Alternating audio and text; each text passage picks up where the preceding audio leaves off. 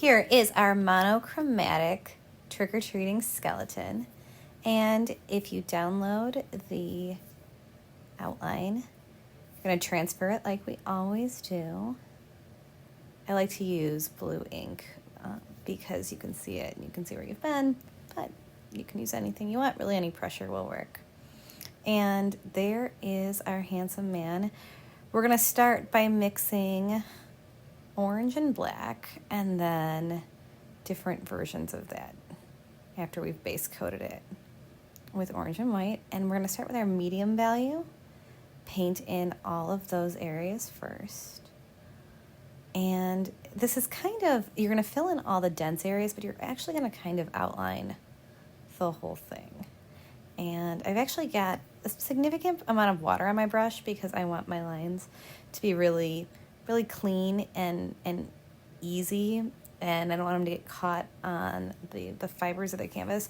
So there's a certain amount of translucency to the paint I'm using, and I'm just kind of going over, I'm definitely filling in all the shapes that have the dark medium value, but I am also kind of outlining the whole thing. This painting is kind of stylized in that way. So I'm just taking my time, outlining the whole thing. I'm not too worried about density, so that's one of the shapes right here that's going to get filled in.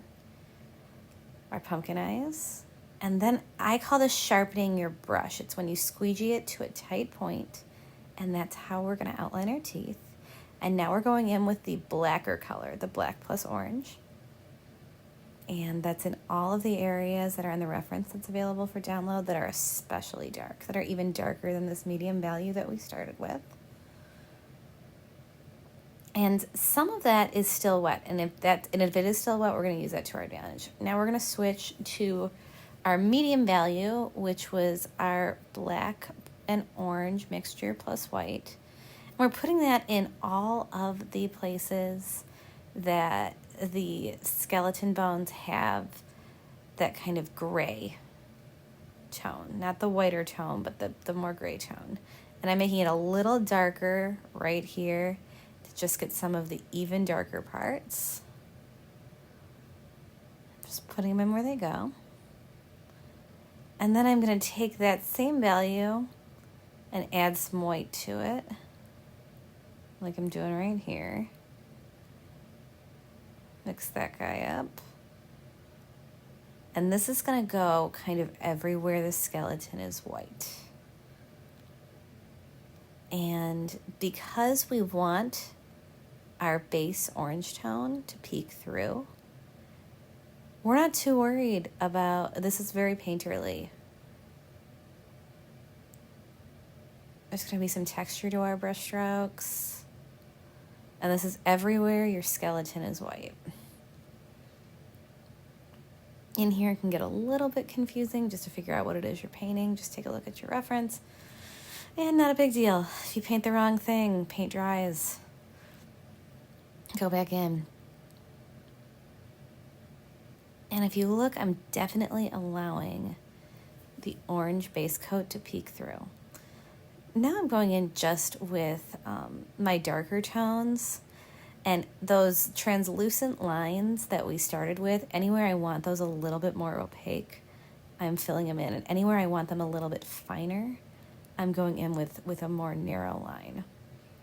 For our teeth, kind of doing the same thing. Anywhere I want them to be more tight with a finer line, I'm going in.